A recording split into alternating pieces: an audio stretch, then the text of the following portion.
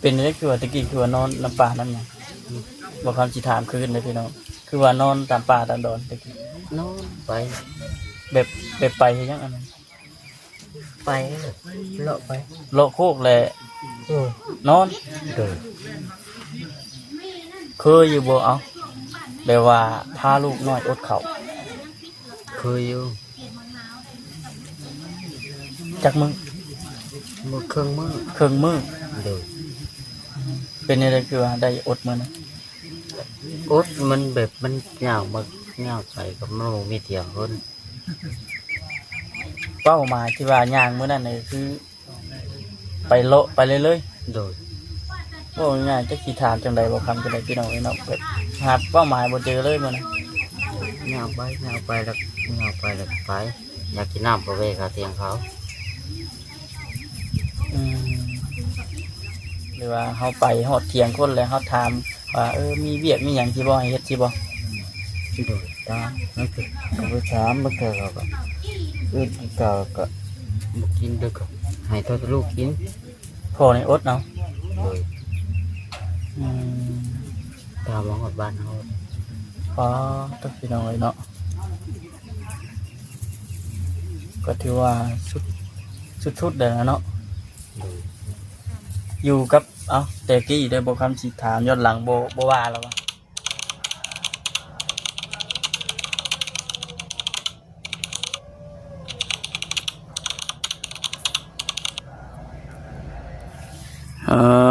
ทุ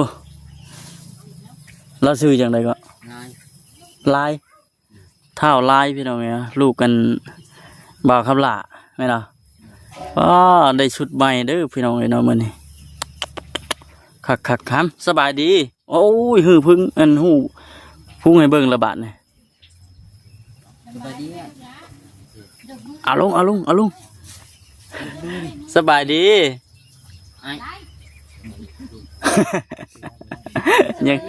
ยังเงินอายเนาะยังอายอยู่ไปจะไปน้ำพ่อไปเดี๋ยวพี่น้องเนาะเปิดภาพเปิดคลิปมากกับยูอันหน้ากระต๊อบบ่าวคำหล่าเพิ่นพี่น้องเนาะมื้อนี้เป็นมื้อที่2เด้อพี่น้องเด้อได้อันเดินทางเข้ามาหาอีกก็บ่ได้มีหยังดอกพี่น้องเนาะเข้ามาเยี่ยมมาถามไทยเบิ่งเนื่องจากว่ามื้อบ้านนี่ก็เป็นมื้อแรกพี่น้องที่ว่าได้อันเข้ามามื้อนี้เป็นมื้อที่2พี่น้องเนาะเข้ามาถามไทยเบิ่งบางทีมี FC แล้วก็ทางผู้หลักผู้ใหญ่เพิ่นบางทานถือว่าใจบุญอยากสดซอยว่าซั่นซะให้เรามีอันกระต๊อบหรือว่ากระตูบน้อยพอได้สนได้เซานะพี่น้องบอกคำกับภาวนาอยู่พอคำก็ได้เพราะว่าเขามาเห็นเขามาเบิ่งกับหูกับตากับอีตนพี่น้องเนาะอย่างที่เพิ่นก็คือสิเห็นอยู่การเป็นอยู่เล่าเป็นยังไงนะก่อนอื่นก็มีแต่ว่าทักทายสบายดีเด้อพี่น้องเด้อเนาะทักทายสบายดี FC กันเบิดสุขคนพอกับเบาคำคือเก้าพี่น้องเนาะมื้อวานนี่เนี่ยเล่าอันนี้ให้เบิ่งมื้อวานนี่วิธีเราเรียกว่าไปตามโคกตามป่าแต่กี้บ่มีอันบนอยู่บนส้นบ่ซั่นซะไปเฮ็ดเวียกเฮ็ดงานนอนตามป่าตามดอนหักพดไม้หักอันใบตองมาปูนอนกับลูกชายว่าซั่นเห็นแล้วก็โอ้FCเพิ่นก็เศร้าใจอยู่พี่น้องเนาะเพราะว่าโดนได้บ่ได้เห็นอันเรื่องราวแบบนี้นะเรื่องราวแบบว่ามีเงินพอกับลูกน้อยหอบลูกหอบเต้าหานอนเร่ร่อนแถวป่าแถวดอนคือปัจจุบันนี่กับโมเมนต์ว่าเราอยู่สนุกทุกสบายเราพี่น้องเนาะนอนอยู่กับทีทางคนอื่นปัจจุบันนี้ก็ได้บ่ได้นั่นหรอกตักน้ำมันใช่บ่น้ำกินบ่เอาน้ำกินก็มาเอาจะหนีบ่อันนี้บ่เถียงจะบ่นะสบายดีเด้อ น้ำกินอยู่นี่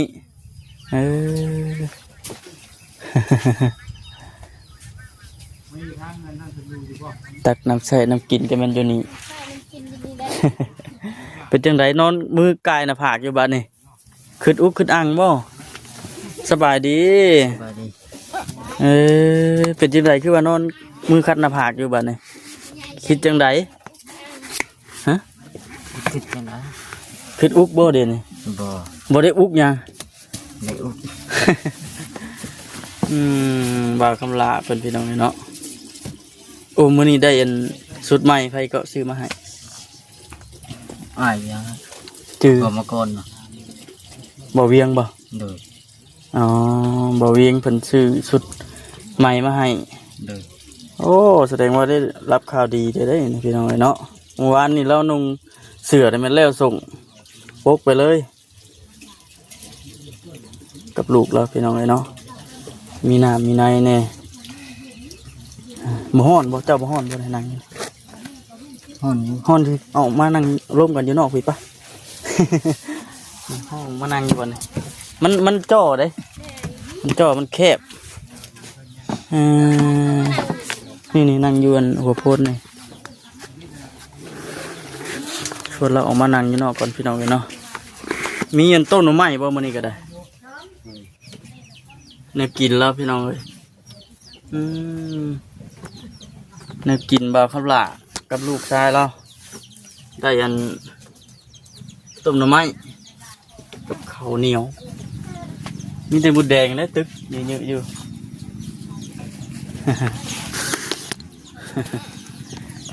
เป็นจังไดจังไดมื้อนี้ไปเฮ็ดเวียกอยู่ไสคือว่าทีมงานคือว่าไปน้ำเอา ไปคือลุงบ่ บ่แม่นว่าไปเฮ็ดเวียกบ่ ไปบักลังสิปะลุง กำลังว่าสิไปเฮ็ดเวียก เลย เฮ็ดหยังก่อนนะ ว่าสิลุกไปถ่ายหน้าให้เขา ไถนาดำนี่ เลย มีน้ำมีในเนาะทางนี้ก็เนาะ เขาดูดใช่ ดูดเอา เลย เอาคลิปลงไปเมื่อวานนี่ก็ถือว่ามี FC เพิ่นได้เห็น หลายอยู่ก็สงสารอยู่พี่น้องก็มีแต่ว่าติดตามเบิ่งไปน้ำกันว่าซั่น เลย การใช้ชีวิตเราก็คือฮู้อะไรเนาะแต่ก่อนกับปัจจุบันนี่ก็บ่ได้อันยังบ่ทันได้อันแตกต่างหยังหรอกพี่น้องเอ้ยเนาะยังอยู่ในจุดเก่าอยู่แต่ก็คือว่าได้เที่ยวเข้ามาดิ เลย เที่ยวเข้ามาเยี่ยมมายามใช่แล้วนี่ มื้อนี้จักคนแล้วมาหา ลาบ่เลย หลายคนอยู่ เลย ก็ยังบ่ทันได้จื้อชื่อเพิ่นดอกเนาะ เลย มาใหม่เด้อพี่น้องเอ้ยเนาะยังบ่ทันได้คุ้นเคยว่าซั่นซะมาเรื่อยได้ย่านแต่อันขี้ง้อเว้านำเด้เนาะ เลย บ่เมื่อยบ่ จะมู บ่เมื่อยบ่มีผู้ปากผู้เว้านำสิได้บ่เมื่อยดอกเนาะ เลย เห็นว่าอยู่แต่กะวัดมีแต่อยู่กับลูก2คนงอมๆสิบ่มีผู้ปากผู้เว้านำเอาลงเลยเนาะ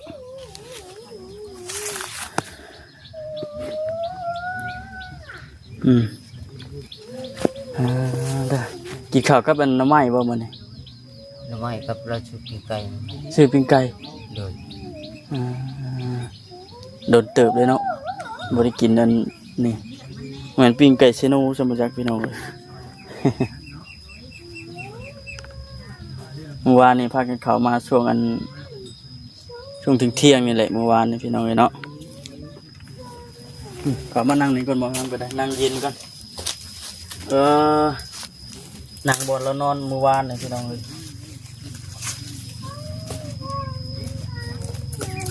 มาดินน้ำเด้อมื้อนี้ก็ได้เด้อ เลย มาอันทำความรู้จักพี่น้องเลยเนาะแต่ก่อนก็มันบ่เคยมีไผเข้ามาแบบนี้บ่อืม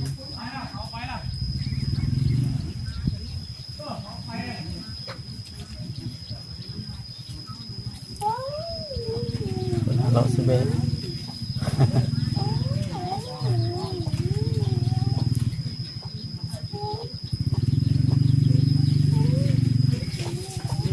ไปนะบ่ผู้น้อยนี่ก็คงกิน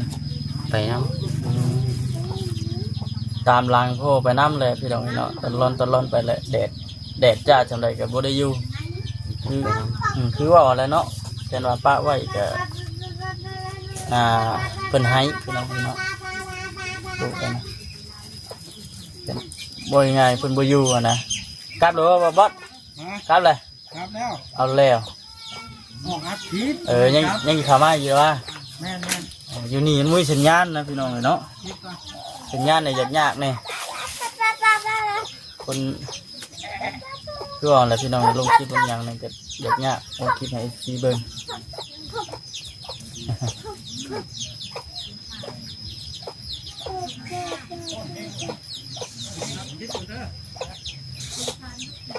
คือว่าโพธิตกว่าจากมันเนาะคือเป็นยังไงคือนางเสาๆอยู่แบบนี้ เป็นยังไง แบบว่ามีคนมาถามได้ยี่ก็ดีมากดีใจอยู่ ดีใจ คือว่าเขาบุกเคยเห็นหน้าเห็นตามีแต่ว่าอยากพูดเรื่องส่วนตัวของเขาสินะดีใจอยู่บ่ ดีใจอยู่ ดูยันว่าคนมาถามแล้วให้ บ่ให้ บ่ได้ให้บ่ โดย ยังดีได้เนาะมีผู้ปากผู้เว่ามีผู้ปรึกษาเนาะ โดย อืมแบบว่าในความคิดเจ้าเองเด้ออยากมีกระต๊อบน้อยๆอยู่บ่ อย่างนี้อยู่ อยากมีอยู่แต่ว่าคือว่าอะไรพี่น้องเป็นว่าเขาเฮ็ดกระต๊อบน้อยอยู่ตามดินตามดอนคนนึงก็ได้อยู่แต่ว่าได้ชั่วคราว โดยไปช่วยเขา ได้แต่ชั่วคราวพี่น้องมันโมเมนต์ที่ทางของเขาเองเด้เป็นว่าเว่าไปได้เนาะพี่น้องอันที่ดินที่ดอนกับเจ้าซื้อขายกันอยู่พี่มันแพงบ่ตามหมู่บ้านเจ้าเอง โอเค เท่าใด แล้วแต่เขาอยากขาย เดี๋ยวเขาจะขาย โดย มีบ่รัก30,000 40,000 มีอยู่ มีอยู่ติ โดย อันนี้คือถามไว้เด้อพี่น้องถามให้ฮู้นํกันให้นะโมเมนว่าโมเมนว่าบ่คำมีอันงบบ่หรือว่าจังใดจังถามนะพี่น้องอันนี้คือถามเพื่ออยากฮู้เนาะ โดย ลูกค้าบ้านเพิ่นซื้อขายกันเท่าใดดินสำใดนะพี่น้องเนาะเป็นว่ามีอันทางที่หรือว่าทางผู้ใหญ่ใจดีเพิ่นอยากช่วยก็สมทบกันก็ดีคือกันพี่น้องเนาะนี่คือบ่คำถามโอ้โหคร่าวๆ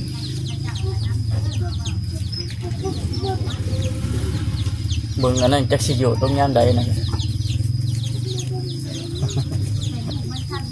บ่ได้มีผ้าห่มบ่หยังบ่นอนเลย บ่มี บ่มีจัง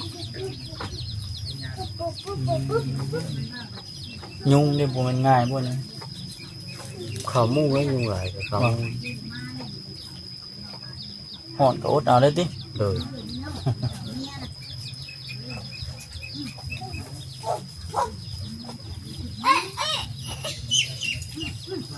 จากที่บ่คำเบิ่งนี่ก็คับแคบเลยพี่น้องเนาะ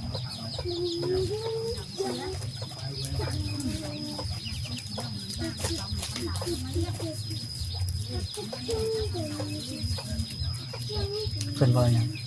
โดยเรื่องเงินพูด ว่าวันเรื่องเจ้าเอาเมียให้คุณบ่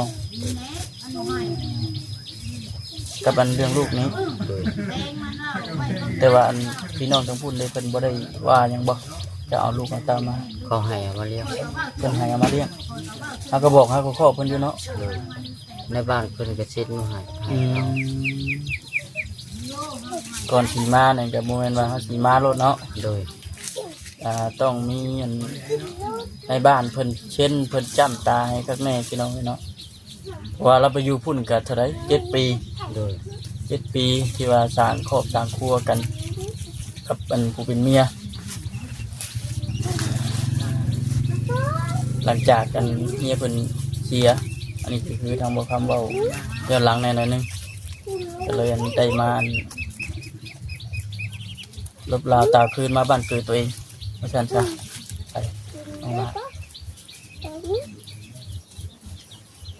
มีแต่ว่าอันทั้งหลายๆคนเข้ามาแต่ก็เมื่อยโคตรต่างคนอันนี้ถามไทย เกิดคือว่าอะไรพี่น้องเนาะเป็นเทือแรกครั้งแรกก็ว่าแม่นเนาะ โดย ที่ว่าได้แบบว่ามีผู้มา ถามไทยแล้วก็ยังบ่ทันได้ลืมยังบ่ทันได้เคยว่าซั่นซะมีแต่ว่าบ่ต้องอายนั่นแหละมาดินมายามที่ก็แห่งดีใจพี่น้องเนาะ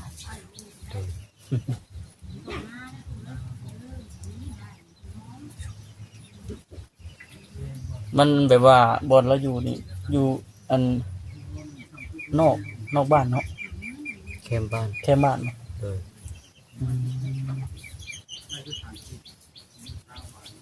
อันที่ว่าดินเจ้าหลักๆตะกี้นั่นแม่นดีใช่อยู่ในคุณบ่เดียวอยู่นอกพี่ อยู่บ่ นอกคุณดิ โดย อ๋อเด้อ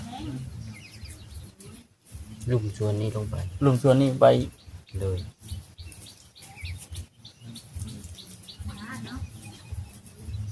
ในความคิดเจ้าตอนนี้แบบใดอยากมีอย่างไรอยากได้อย่างไร อยากได้ดินก็ที่มันอยู่เลยอยากได้ดินก็บนอยู่ อยากได้หลักๆเลยนี่คืออยากได้ดินกระบวนอยู่ แต่ว่าสมมุติเอาเรื่องเขาเลย เขาก็อยากได้ เขากินนี่อยากได้อยู่ โดย หลักๆเลยเนี่ยเอาบอกคำสีว่าก่อนเป็นเอาเนาะหลักเนี่ยมันจำเป็นที่สุดนี่ก็คือ เขา เข่าซะเนาะ โดย เข่ากินนี่พี่น้องเลยคือว่ามันจำเป็นเข่าน้ำบ่ไปสิให้อยู่ในกินเรื่องดินโดนตอนยานี่ก็คือว่าสำคัญอยู่ตัวนี้ก็ได้ โดย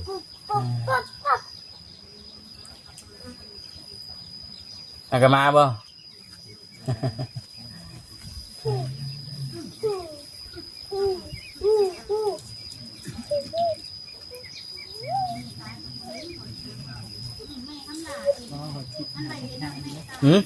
สัญญาณมูมีได้ทางนี้อยาก ที่ไปหาสัญญาณว่าเฮ็ดปีนต้นไม้อยู่ ว่าบ่เนาะสู่ไข่บ่แดงบ่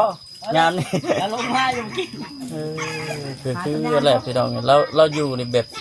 สันโดษก็ว่าแม่นอยู่แบบเงียบๆเงาๆเมื่อวานนี่ก็เห็นหมอดำหน่อยหนึงเมื่อวานหมอล ล ำหมอลำเจ้าเมื่อวานตั้งโอ้ ำเอาไป ฮะ เอาไปเขาเอาไปแล้ว เอาคือว่าเอาไป มันบ่มีทาน มันบ่มีทานเอาไป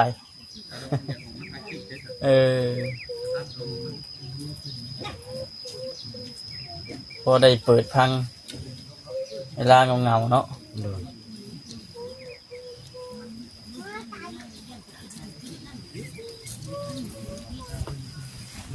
เป็นได้คือว่าตะกี้คือว่านอนน้ำป่าน้ำหยังบอกคำสิถามคืนเลยพี่น้องคือว่านอนตามป่าตามดอนตะกี้ นอนไป แบบไปเฮ็ดหยังอันนั้น ไปเลาะไป โลกโคกแหละนอน โดย เคยอยู่บ่เอาแบบว่าพาลูกน้อยอดเขาว เคยอยู่ จักมึง หมดเครื่องมือ ครึ่งมือ โดย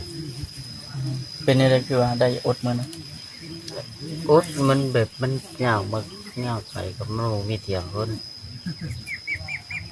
เป้าหมายที่ว่าย่างมื้อนั้นนี่คือ ไปเลาะไปเลย โดย ๆว่าง่ายๆจักสิถามจังไดบ่คำจังไดพี่น้องเนาะแบบหาเป้าหมายบ่เจอเลยมื้อนั้น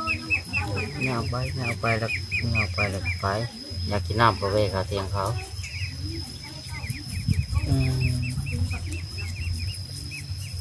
หรือว่าเฮาไปฮอดเถียงคนแล้วเฮาถามว่ามีเวียกมีหยังสิบ่ให้เฮ็ดสิบ่ โดยตามนั่นคือไปถามมันก็อื่นก็บ่กินเด้อก็ให้ตัวลูกกิน พ่อนี่อดเนาะ โดยตามว่าฮอดบ้านเฮา อ๋อตักพี่น้องเนาะก็ถือว่าสุดๆเลยนะเนาะ โดย อยู่กับแต่กี้ได้บ่คำสิถามย้อนหลังบ่ว่าแล้ววะ โอ้ย เป็นได้คืออันอยากนอนบ่เมื่อคืนนี่ไปใช่จะได้ไปใช้ ได้ว่าอยากนอน เลย ฝันเล็กเด็ดอยู่บ่เมื่อคืน ไม่ผ่าน บ่ได้ฝันครับ เลย มื้อหน้าฝันให้ได้เด้อมื้อหน้าเด้อเอาเด็ดๆเด้อเป็นว่าถึกอันนี้ ต่างบ่หยอกแล้วพี่น้องเนาะเป็นว่าถึกเด็ดนี่โอ้ยบ่คำใหญ่ให้ไปอยู่บนอันอื่นอีกพี่น้องเนาะ บ่หยอกเด้อพี่น้องเด้ออันว่าแต่กี้เด้อบ่คำสิถามเบิ่งตอนอยู่กันคบหน้าคบตาอันกับเมียนี่เคยพากันอดข้าวได้บ่หรือว่าอยู่พุ่นมีให้มีนาเฮ็ด เฮ้ยต้องเขาลุกไม่ได้อดเลย บ่ได้อดได้หยังเลย เลย เป็นน้ำลุง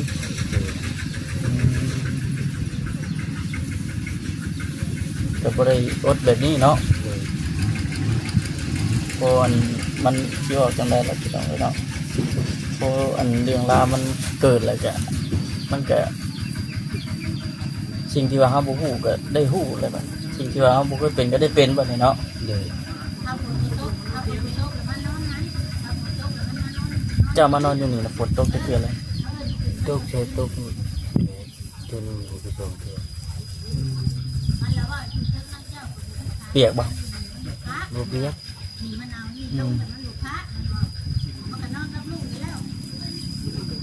มันนั่นเห็นว่าตกลมนี่โบเรือเนาะ โดย เห็นว่าตกลมตัวยังเลยปบไปอยู่คุณบ่ตกลมก็ เล่นของกลางพุ่น ปากกลางคุณเลยติ โดย โอ้ยง่ายก็เป็นทางพ่อแล้วก็เป็นทางแม่ให้กับลูกพี่น้องเลยเนาะเรานี่คือว่าสุดยอดความถูกข์หากสำหรับเราก็คือว่าเนี่ยพี่น้องมันเชื่อจังใดเลยบ่คำกันจากที่ได้เบิ่งโอ้บ่เบิกบ่บานนะพี่น้องเนาะเป็นบุญเป็นงานบ่กับบ่ได้ไปอัน ไป นั่นน้ำมันโคฮะ บ่มักไป บ่มักไป โดยแต่เป็นวัยรุ่นยังบ่ไป แต่เป็นวัยรุ่นนั่นแหละเอาลองเว้าอธิบายให้ FC เพิ่นฟังตัวเองนี่เป็นคนแบบใดเป็นคนแบบ บ่มักไปบุญ เป็นคนแบบบ่มักม่วนมักซื่น โดย เป็นคนมักแบบว่าอยู่แบบธรรมดา โดยบุญมูชวนไปก็บ่ไป ตะกี้นะ โดย แต่ยังบ่ทันได้สร้างครอบครัว โดยหลีกอยู่แถวบ้านนั้น นี่ลังหาเนาะ เมื่อคืนนี่จุกใส่ไปนอนเมื่อคืนเนี่ยผันเมื่อคืนมาจ้ะ นอนบ่ตื่นคืน นอนคืนเอามีแต่ว่าคือว่าแหละเข้ามากอะเอาเข้ามาเยี่ยมมาถามไทยเบิ่งเพียงแล้วก็เข้ามาดินมาอย่างน้ำนี่แหละเข้ามาให้กำลังใจว่าซั่นซะเนาะผู้ซึกจังไดเอ้า ดีใจ ดีใจอยู่ โดย ก็ไปชั้นแหละพี่น้องเนาะบ่ได้มีหยังก็มาเว้ามาว่ามาโอ้มาลงน้ำกันบางทีเว้าบ่ช่างพี่น้องเนาะ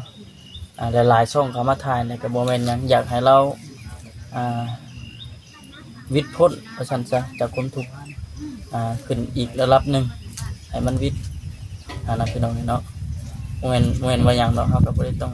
การอยากได้หยังตอบแทนหรอกเฮาก็มีแต่ว่าอยากให้เราดีขึ้นหน่อยนึงบนอยู่บนโซนนะพี่น้องกว่าสิเข้ามาพบมาพ่อเราก็ถือว่าใช้เวลา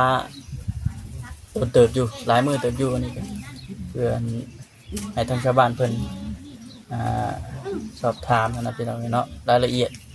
กับถามไทยทางชาวบ้านเพิ่นแน่บางทีเฮาเข้ามาแล้วก็กันว่าเฮาบ่ถามทางชาวบ้านเพิ่นกับบ่พอได้เนาะ โดย ต้องให้ชาวบ้านเพิ่นเล่นมาบอกบางทีก็พี่น้องเนาะมีตัวติดตามเบิ่งไปนำกันนั่นแหละหลักๆเลยก็คือคอมเมนต์กันมาให้กำลังใจพี่น้องเนาะบางที FC บางทานไปก็โอ้ยตนเด็กน้อยนะกับบ้านนั้นว่าซั่นมันคือว่าได้เราก็ได้สักไปตรงใดจำเป็นเราก็ได้เนาะ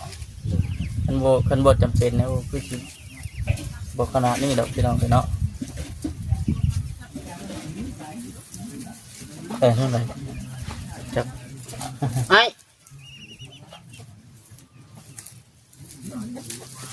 คุ้มไหมจ๊ะพอดีพึ่งนี่จ้ะเวลาอยู่กับพ่อสองคนนี่เพิ่นดื้ออยู่บ่ ดื้อ ดื้ออยู่ ดื้ออยู่กับบ่ปานใด เนาะเอาไปบอกสอนเอาน้ำแน่ได้ติ โดยไปทางใด พูดลูกเจ้าอยู่ บ่ต้องห่วงเนาะทีมงานเพิ่นอันฐานไทยอยู่เล็กน้อยกำลังเป็นตะแพงพี่น้องเนาะ3 ปีบ่ โดย3 ปี 3 ปีปลายฝนตกบ่จักบ่ข้างหลัง โดย ฝนตกล่ะ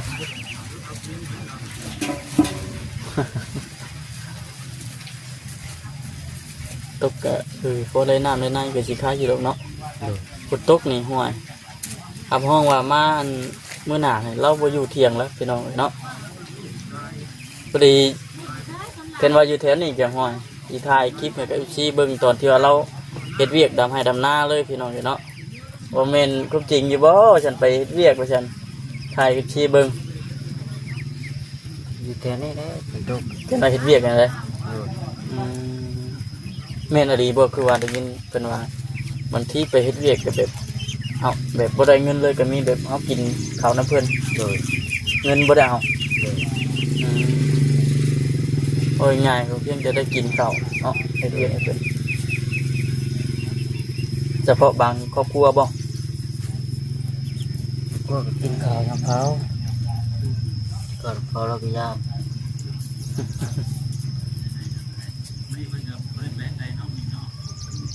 แต่ว่าบุกบืนไปก่อนนั่นแหละอดทนสู้ๆไป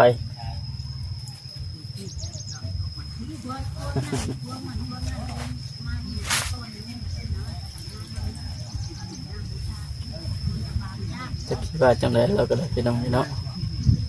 กันว่าบ่เพิ่นว่าคนทุกข์ก็ชุดแต่ว่าทุกข์ว่าซั่นติ โดย ว่าจะคนสิอธิบายออกมาแล้วก็ได้ ไป เป็นที่ใด ไปกินหาวจะมั่ง เอาแล้ว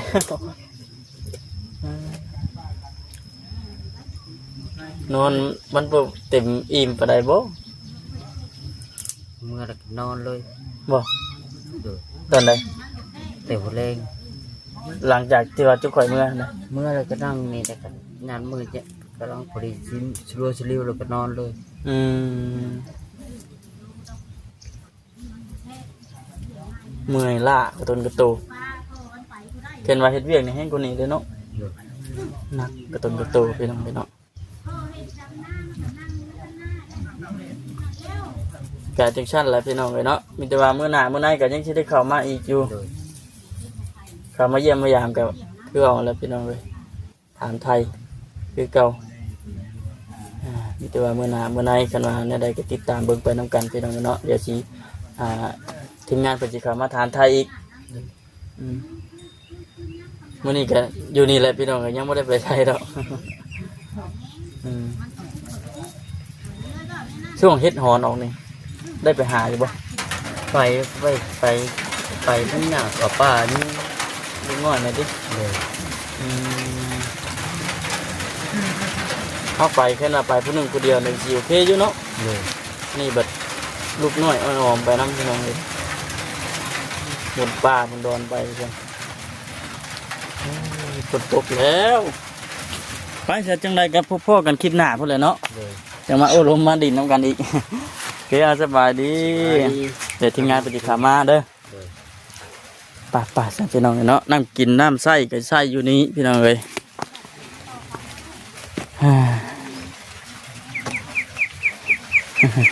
ไปพี่น้องจังไรกะโอเคพบกันคลิปหน้าคลิปในสบายดีเด้อ